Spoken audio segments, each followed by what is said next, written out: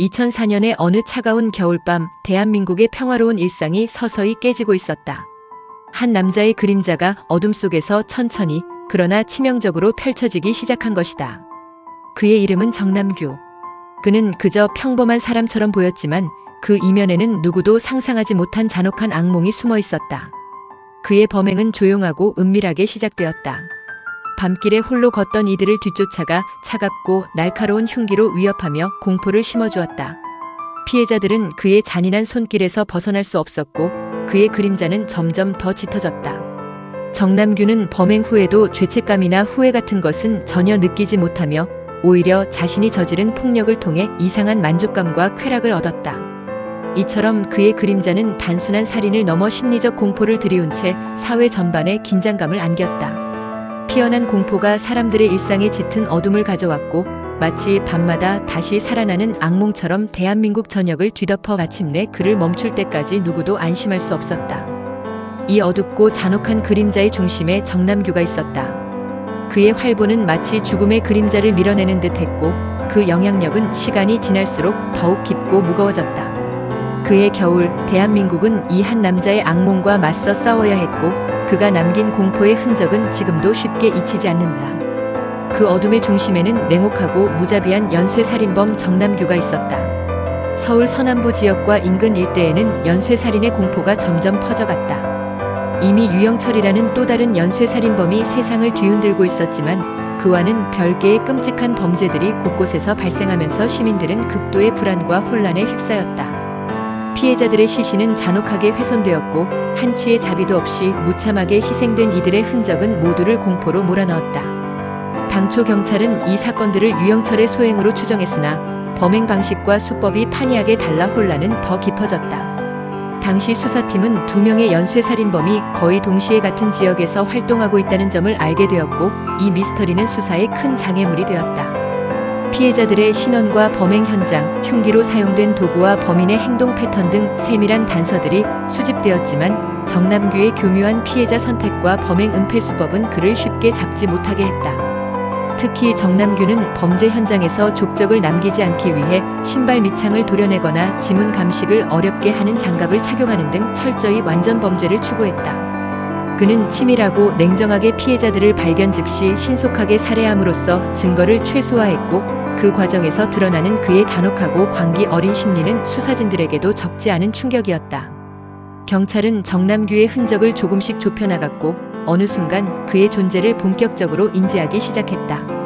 그러나 그의 정체와 범행 동기를 파악하는 일은 여전히 미궁에 빠진 듯 어려웠다. 살인의 동기가 단순한 분노나 우발적 충동이 아닌 살인을 통한 쾌락과 집착에 가까웠다는 점이 밝혀지면서 사건의 심각성과 공포도 깊어졌다. 그가 남긴 잔인한 흔적들은 수사팀에게는 차가운 경고였다. 100명을 죽여야 한다는 그의 집념, 피냄새에서 나는 향기라는 괴기스러운 취향 등 모든 기록은 차갑고 메마른 공포 그 자체였다. 이처럼 점점 그려지는 그의 모습은 단순한 범죄자를 넘어 사회가 감당해야 할 거대한 악몽임을 깨닫게 했다. 시민들은 그저 자신과 가족의 안전만을 바라며 밤을 떨었고 경찰들은 이 공포의 중심에 있는 정남규를 잡기 위해 사투를 벌였다. 정남규는 단순한 연쇄살인범이 아니었다. 그의 범행에는 악마 같은 집착과 광기가 깊게 내재되어 있었다. 그는 법정에서조차 100명을 죽여야 한다고 공개적으로 말하며 자신의 살인 욕구가 결코 끝나지 않을 것임을 선언했다. 피냄새에서 향기를 느낀다는 그 말은 공포 영화 속 허구가 아닌 실제로 그의 뇌리에 각인된 비정상적 쾌감이었다. 그는 살인을 하나의 행위로서 즐겼고 자신의 범죄를 멈출까 두려워했다. 더 이상 살인을 못하면 조바심이 난다는 그의 고백은 평범한 인간의 윤리적 한계를 넘어선 차원의 광기였다. 피해자 한 명 한 명을 무자비하게 제거하면서 그 속에서 얻는 만족감과 흥분은 마치 중독처럼 그의 내면을 지배했다.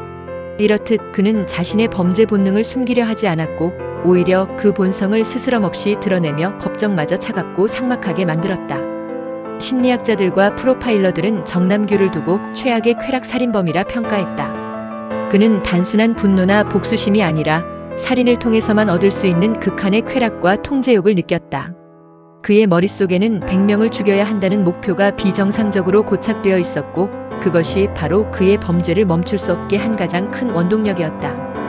이러한 집착과 강박은 범행의 잔인함과 무자비함을 극대화시켰고 피해자들의 비극은 그만큼 깊고 참혹했다. 법정에서 마주한 정남규의 모습은 인간이라기보다는 이미 광기에 잠식된 존재 같았다. 그는 자신이 저지른 죄에 대한 후회나 반성은커녕 거침없는 태도로 자신의 광기를 드러내며 주위를 소름 끼치게 만들었다. 이처럼 그가 남긴 말과 행동들은 우리 모두에게 극한의 공포와 경각심을 불러일으켰다. 그의 이야기 속에는 인간 내면의 가장 어두운 부분, 통제되지 않은 집착과 광기가 어떻게 한 사람의 삶을 파괴하고 사회 전체를 공포에 몰아넣는지를 극명하게 보여준다. 범죄 현장에서 자신이 남길 수 있는 모든 흔적을 철저하게 없애려 했다. 특히 그의 신발 밑창에서는 독특한 조작이 발견되었는데 밑창 일부를 도려내어 일반적인 발자국이 남지 않도록 해 족적 감식을 피했다.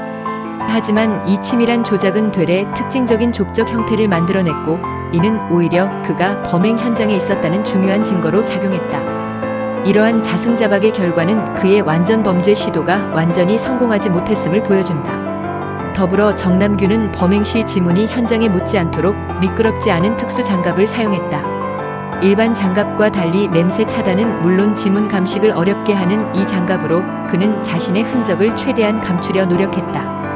피해자를 신속하고 치명적으로 제압하는 그의 행위는 냉정함을 넘어 무자비함까지 드러냈고 이는 수사가 난항을 겪더라도 그가 남긴 단서들이 전혀 허투루 만들어진 것이 아님을 다시금 확인시켜 주었다. 또한 그는 범행 후 현장을 정리하거나 불필요한 증거를 제거하는 데도 특별히 신경을 썼다. 피해자 시신을 발견하기 어려운 곳에 숨기거나 불필요한 흔적이 노출될 수 있는 물건들을 최대한 치웠고 심지어 방화까지 저질러 증거를 감추려 시도했다. 그럼에도 불구하고 정남규가 남긴 미묘한 흔적들은 경찰의 집요한 수사와 프로파일러들의 심층 분석에 의해 하나둘씩 밝혀졌다. 이처럼 완전 범죄에 가까운 수법을 구사했지만 그의 각종 치밀한 계획들은 결국 범행을 증명하는 결정적인 증거가 되었고 그의 범죄 행위를 숨기지 못했다. 그의 행동 하나하나가 다시금 잔혹한 진실의 실마리가 되어 사회 전체를 충격과 공포로 몰아넣은 것이다. 결국 완전 범죄의 흔적을 남기지 않으려는 그의 노력은 역설적으로 법의 심판대를 향한 분명한 걸음으로 기록되었다. 2006년 이미 유영철이라는 또 다른 연쇄살인범이 검거되어 세간의 이목을 끌고 있던 가운데 서울 이문동에서 발생한 잔혹한 살인사건은 오랫동안 미제로 남아있었다. 경찰과 수사관들은 유영철의 소행으로 추정하며 사건을 마무리하려 했으나 피해 양상과 수법이 달라 혼란은 깊어졌고 진실은 어두움 속에 가려져 있었다. 그런데 예상치 못한 순간 정남규가 자백을 시작하면서 상황은 급변했다. 시키지도 않은 자백이었다. 그는 이미 구속된 상태였음에도 불구하고 경찰 앞에서 이문동 사건의 범행을 상세히 진술하며 피해자의 신원, 범행 동기, 현장 상황까지 정확하게 설명했다. 그 자백은 수사팀에게 큰 충격이었다. 아무도 예상하지 못한 그의 자발적인 고백은 기존의 미제 사건에 새로운 빛을 비추었고 경찰은 다시 현장 검증에 나서야 했다. 끈질기고 집요한 수사 끝에 현장 검증 과정에서 정남규의 진술이 확인되었고 이문동 사건의 진범이 바로 그임이 확정되었다. 이 과정에서 정남규의 상세한 기억력과 치밀한 묘사는 범인의 위치와 사건에 숨겨진 진실을 드러내는 데 결정적 역할을 했다. 그는 자신의 범죄 행위를 숨기려 하기보다는 오히려 공포심과 자만심이 뒤섞인 태도로 법정을 향해 소름 끼치는 고백을 이어갔다. 이 사건은 단지 한 건의 미제로 끝나지 않고 정남규의 잔혹성 그리고 그의 범죄가 얼마나 광범위하고 교묘한지를 적나라하게 보여주는 계기가 되었다. 또한 그의 자백은 사실 왜곡된 수사 관행이나 무고한 희생자 문제도 다시 수면 위로 드러나게 했다. 피해자 가족들은 한동안 진실을 몰라 고통받았고 온 사회는 이 사건을 계기로 경찰 수사 체계와 연쇄살인범 대응에 대한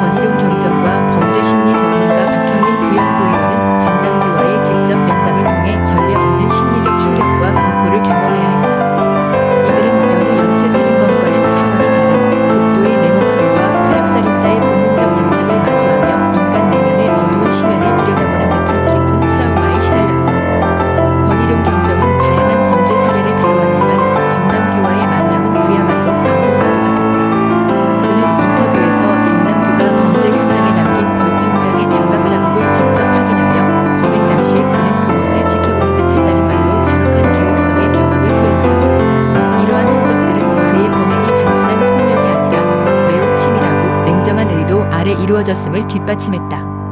박형민 부연구의원 역시 정남규와의 면담을 가장 불쾌하고 충격적인 경험으로 꼽았다. 그는 정남규는 자신의 악행을 결코 숨기려 하지 않았고 자신의 살인 행위를 담담히 이야기하면서도 대단한 쾌락을 느낀다고 말했다고 전했다. 이 같은 태도는 프로파일러들이 통상적으로 마주하는 회복 가능성이 있는 범죄자들과는 확연히 다른 인간성이 사라진 극단적인 유형임을 보여주었다.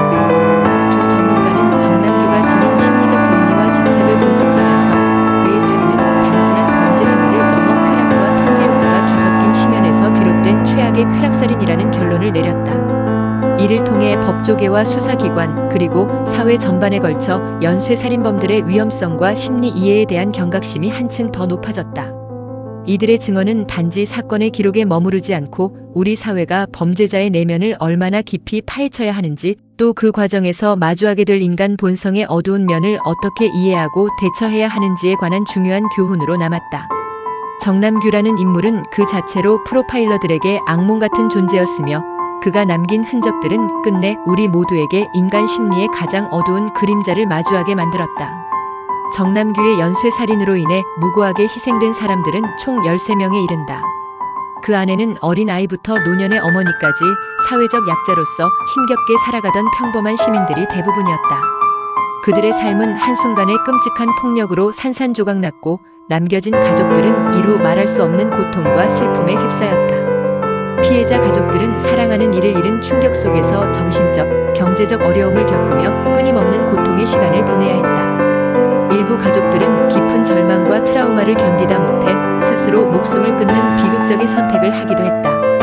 그들의 울부짖음은 단순한 슬픔의 표현을 넘어 사회의 경종을 울리며 범죄의 심각성과 피해자들의 목소리가 얼마나 절실한지를 알리는 외침이 되었다. 더욱이 경찰의 무리한 수사와 잘못된 용의자 지목으로 인해 억울함과 불신이 더해진 가족도 있었고 그로 인해 사회적 고립과 추가적인 고통이 발생하기도 했다. 사건 당시 피해자들과 그 가족들이 처한 현실은 우리 사회가 범죄 피해자에 대해 얼마나 무관심할 수 있는지를 적나라하게 드러냈다.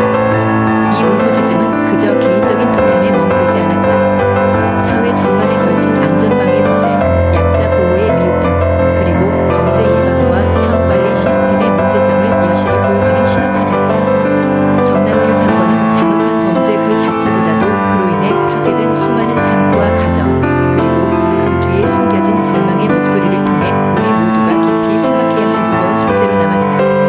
그의 범죄가 남긴 상처는 지금도 회복되지 않은 채 언제든 다시 반복될 수 있는 공포와 아픔으로 기억되고 있다. 정남규 사건의 수사 과정은 결코 순탄하지 않았다. 경찰은 조속한 사건 해결을 위해 무리하게 용의자들을 좁혀나갔고 그로 인해 무고한 사람들이 억울한 피해자가 되는 일도 발생했다.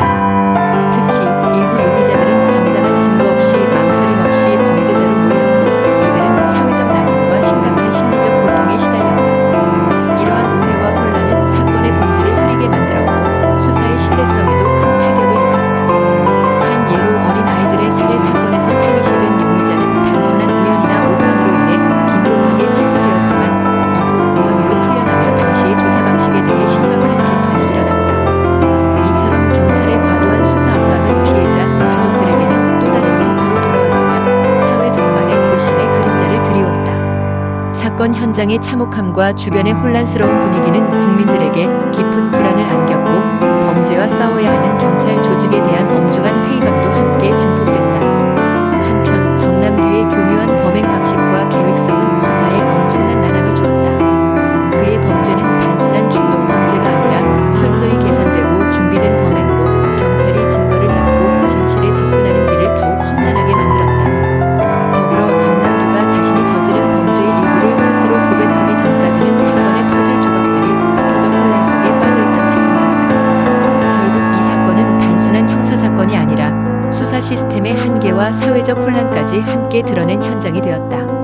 미해결 사건과 억울한 누명, 그리고 진범의 끈질긴 숨어있기에 이 사건은 오랜 시간 미스터리로 남았고 그 어두운 그림자는 쉽게 거치지 않았다. 이러한 혼란 속에서도 결국 진실을 밝히기 위한 노력은 계속되었고 사회적 경계와 법 집행 시스템의 개선 필요성 역시 절실히 제기되었다. 정남규는 사형이라는 최고형도 전혀 두려워하지 않는 그야말로 무자비한 광기의 화신이었다. 대부분의 범죄자들이 자신의 범행이 발각되면 숨거나 변명하려 애쓰는 것과 달리 그는 경찰 조사와 법정 신문 과정에서 오히려 자신의 죄를 숨기려 들기보다는 거리낌 없이 자백했고 자신의 범행이 가져올 공포와 충격을 당당하게 드러냈다. 법정에서 그는 오히려 더 많은 사람을 죽이지 못해 우울하다고 표현하며 자신이 얼마나 깊은 살인 충동과 쾌락에 사로잡혀 있는지 솔직하게 밝혔다.